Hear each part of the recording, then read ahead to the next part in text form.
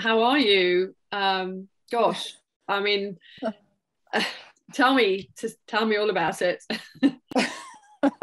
Oh my God, it was the scariest thing in my whole entire life. I've I just bet. never felt that kind of fear, when your whole body just like it just is like frozen with fear and your heart is like up in your throat and you literally feel like you're about to wet and shit your pants at the same time. Like everything just kind of drops and you're just like, oh my God, is this the end? But oh, So, dearie me. so for the benefit of anyone that doesn't know, Lucia attempted her own virtual 200-mile race from temporary accommodation because of the wildfires at Tahoe, which were just horrendous. So you designed your own course to try and also build in the same elevation as the Tahoe 200 would have had. Yeah. And so yeah, so tell us Yeah. tell us what happened from you Well, started down. We saw your little video and you started off down your yeah. cottage drive that looked great. Yeah. And if it was supposed to be great, I mean, it was going to be super tough, trying to design a course in an area that I've never run in, I don't know, so just using the Gaia app to make a route and go, okay, that climb is 2,200 feet.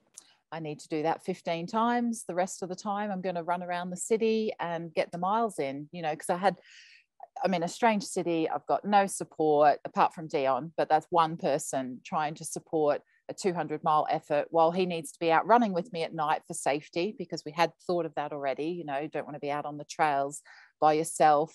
We'd been up there recceing the route a few days prior and we'd seen a rattlesnake. So that already had freaked me out because I hadn't seen rattlesnakes up close. While we've been running around the US. You always hear about them and you hear of other people seeing them. And then, Dion nearly stood on one and jumped in my arms. So it was like, okay, that's a great start. It must have been an omen, I tell you.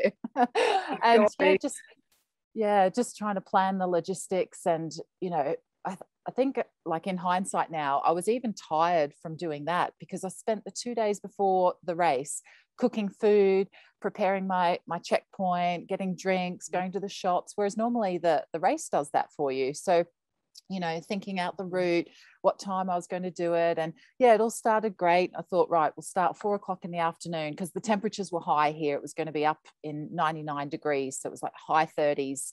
So I started the hottest part of the day, but I knew it was just going to be for an hour or two. And then it would the sun would start to drop. And yeah, headed out. I was feeling okay, considering it was only 3 weeks since Bigfoot. I was hardly setting a blistering pace up to the trailhead, but it was 4 miles and it had 600 feet of climbing. So it wasn't too bad, but on the road. So got up there and did my first lap and I thought, oh, this is all right. It's a bit steep, but I can handle it. And there was still plenty of people out on the trail. It's quite a busy trailhead actually up to Mount Wire. So there's the zoo across the road and then there's the university just sort of around the corner. So there's lots of students out there normally, lots of mountain bikers. And yeah, I saw a few of those on my first lap. Then did the second lap. Dion joined me for that because the sun was setting. I think we might have just put our head torches on towards the end of that second lap. And yeah, then got into the third lap. It was pitch dark. We'd done a bit of mileage around the streets as well because I was feeling the fatigue in my legs. So I was like, okay, let's do some miles on the road to make the miles tick over. Mentally, I thought that'll help before we hit the climb again. And so we did a bit of that, ate a bit of food, things were going well. It was still really, really hot. And yeah, I've been having trouble regulating my body temperature ever since Badwater, actually. That's a whole other story about having a bit of heat stroke and how that affects you 3 or 4 months later. So still struggling with that as well. So, I was stripped down to sports bra and a pair of shorts and yeah, just out on doing that climb on the third climb. And where we climb, you go up and you kind of hit the peak where I'd said 2,200 feet, but I knew there was a bit extra you could do to get 700 feet in another mile and a half. So we're like, oh, well, let's just do that because it was all about getting a bit of mileage up, banking some miles and getting a bit of climbing and we just sort of dropped down the other side of the tower, and there's about 100-foot drop, you know, so you're sort of going into a canyon. And yeah, as we got down there, Dion's head torch, he was in front of me, his head torch had hit some eyes in the bushes, and he stopped in his tracks, which normally you don't, you know, you think, oh, there's something there, but it could be a deer or anything. But he stopped and he was like, what the hell is that? And I've like got around from behind him and had a look, and we were just like, holy, try not to swear on here, but holy F-U-C-K, like you could just see yeah, you could just see that the eyes, and they're different to deer eyes, you know, they seem to be closer together, and it's a different height because obviously it's kind of more mid-waist level, and you could just see the outline of this big cat. And we were just like, holy shit, like what do you do for a moment? Like, you know what you're supposed to do, you know, we've done our research, we're not out there being stupid, you know, we know you're supposed to be calm, which is all well and good when you read about it. Be calm, don't show fear. So we did that. We tried to join together to make ourselves look bigger, so stood side by side, we had our poles, so it was like making loud noise, just clanging the poles together and shouting in a deep voice, not screaming, you know, that's what they always say, don't scream and run. There was nothing to pick up near us, like the trail was quite open, like there was no big rocks, because you do hear about people saying pick up a big rock and throw it at them. It's like, oh, I had little pebbles, like, well, that's not going to work. And we just thought, okay, we'll just back out. And you know, we just started backing back up the hill. We'd just come down, and then we lost track of it. It had disappeared. So we're like, okay, that's don't know if that's a good thing or a bad thing, but we just kept moving. And then when we got back to the top, so you know, it was only a 100-foot climb, so we were up there in a few minutes, kind of walking backwards and sideways to keep looking all around us. And we got up to the top there, and it had come around the side, and it was now at the top of the hill on the side of us. And we were just like, oh my god. And it was so quiet as well, like we didn't even hear it in the bushes, like you couldn't hear branches cracking or any kind of movement. It was just so eerie, like to have this thing just watching you. And it's so frightening. Like I don't even know how I managed to not scream or pass out. And you know, people have asked me, oh, why didn't you get a video? It's like, what do you mean? Like that was honestly, I would have dropped my phone anyway, but it's the last thing on your mind is to get a video. And from there it was just the adrenaline was just in the legs. Like I was saying, my legs were really tired, but I tell you what, going down the steep descent back to the trailhead, somehow my legs felt like brand new. It was just like getting down there. And but did you have to be calm about, I mean, presumably you can't run because it might chase you. Exactly, yeah. So we just kept a steady walk on, and you know, Dion was the stronger one because he's fresher, so he was being the protector, and he stayed behind me now as we were going down, because in our heads it was behind us. So he kept looking around, and just kept moving. We kept talking loudly, just kept clanging the poles and like hitting them down on the ground, so just trying to make noise to scare it away. And finally we got down. I mean, towards the end it kind of not flattens out, but it gets a bit more runnable, and we hadn't seen it for like the last mile and a half. It was a 2-mile stint back to the car, so that's when we did get a run on. We were just like, get the fuck out of here. And then got in the car. I was just like, get in the car. It was like still really hot, but it was like, get in the car. And we just like sat there. It's like, oh my god, what just happened? Like, did we really just survive that? Like, oh my god. How big is it? What sort of size? I guess you could compare it to like a small, like a calf, like it's kind of waist height. I guess it's probably as they're big, and they're just muscly as well. You know, they're just solid when you look at them. So and afterwards, like I've been hearing stories, like because I've told a few other friends what had happened, and there was a girl who was going to come out and pace me for a section, and her sister works at the university there, and she sent me a message saying, oh yeah, her sister had said there was quite a few reports of some aggressive behaving mountain lion out there. I'm like, oh my god. Like, Yeah, so It's some of the amazing students because have when reported the it. pictures you had on social media of the views were, you know, Yeah, lovely, and you've got this sort of city spread out at your feet, and yet yeah. there's these wild cats that are just, you know, within a few miles of this enormous city. Yeah, I mean, there was one just recently. Well, I think it was in the same week. It was in a different section, but a family had had one that kept coming into their backyard, and you know they tried shooing it away, but it kept coming back, and they had kids, and so the animal wildlife people had to come and remove it because it was just being a pest. But I mean, these animals, there's a huge issue here with the weather. There's no water up there, so the animals are having to come into town to find water and no doubt food.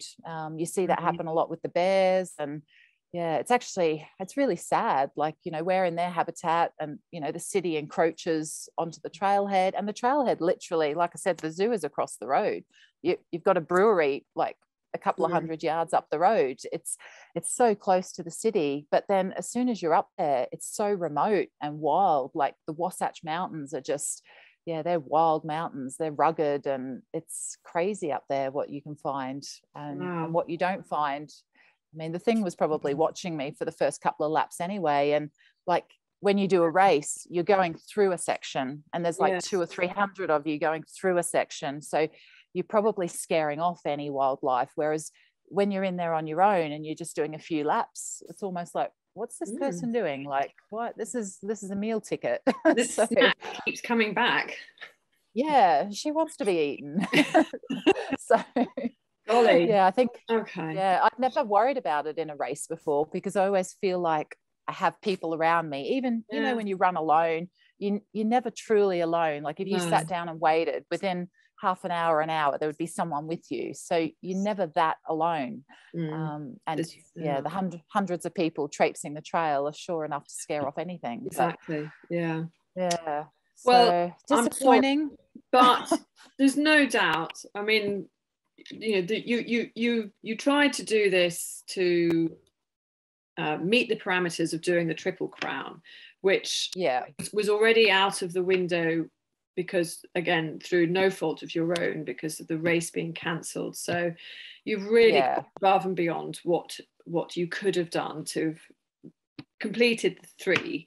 But you've done one already, and you've still got number three to come, which is an even bigger beast. Yeah, it's 240 miles in Moab. So that's in Utah, which is actually only about 3 hours south of where we are. So we're in a good position to get there in a few weeks' time and get ready to go. And I'm feeling good. I've got, I think having done what I did on the weekend, I also feel like my body is really tired and really fatigued. So I've booked myself in for another massage. Excellent. and actually just started running 5K or 5 miles a day now, just to get the blood pumping. I think my body's going to work better with less rest and a bit more active recovery. So focusing on that. And I've got a whole crew coming to Moab. I've got 4 people coming now to crew and pace me. So Dion actually needs to do nothing, which is great. Lovely. Okay. It's going to be good to have. I've got 3 people that I know and 1 person that I've never met. And the 1 person I've never met is going to do 50 miles with me. So we're going to have lots to talk about because I've never met her before. You're going to afterwards. Yeah. Yeah. So lovely. Well, that makes it good. So does that mean it's easier to reach you on the course then? Yeah, Moab's a lot more commutable. There's a lot more dirt roads that are coming into checkpoints, and it's kind of almost a loop around the whole Moab, and there's a lot less driving that needs to be done for the crew. So it should be a lot easier to reach me. And actually the first few sections where I can have crew and pacers, I'm going to be out for like 8 hours in between. So it's quite good for them because whoever's not pacing me can go home and have a sleep or just rest and some decent not have to be not be driving around for 8 hours like Dion had to do to try and find me at Bigfoot. So wow. And looking forward to just having some people with me. And Bigfoot, I spent a lot of time in my own head and just yeah, having to dig really deep. So it'll be nice just to use the energy from some friends and yeah, really push through with that. Yeah, that'll be quite a big change for you then, won't it? And yeah, almost makes it, you know, you can look forward to it as well. Yeah, and it'll be different terrain. I mean, I can't wait to share the pictures. And I don't know if you've ever seen Moab, but it's gorgeous, sort of red rock and sort of rock sculptures and big open plains. So it's completely different to Bigfoot. Yeah, there is still 2 mountains that you climb, so that, you know, you get the trees and things there, but the rest of the time it's more desert-like. So yeah, that'll be interesting to have the variation there. Yeah, and the weather can be extreme. Yeah. So you can have, they can either have, last year they had heat, so they were like up in the high 90s, so the high 30 degrees. But the year Dion did it, he had snow. They had to reroute because of snow. So anything can happen in 3 weeks' time. So yeah. And physically, it's a lot more runnable. So you have less climbing to do. There's still like 30,000 feet, but it's over 240 miles, as opposed to like Bigfoot was nearly 50,000 feet. So, and that was only over 200 miles. So there's a lot less climbing. So it's a lot more running. So hopefully my legs can be in a position to at least get a jog on the ultra shuffle rather than just walking. So yeah. Good old ultra shuffle. You mentioned heat stroke. What are you able to mitigate any of that?